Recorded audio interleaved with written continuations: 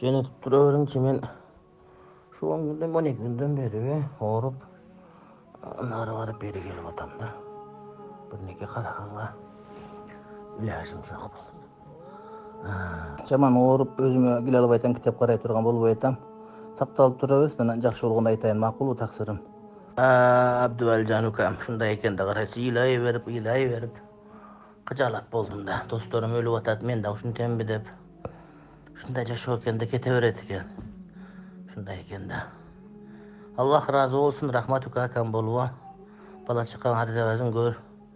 Ийгилик берсин ишиңе, окууларыңа, келинге, бала чакаңа, кыздарыңа баарына. Кудайым жакшылык берсин, рахмат.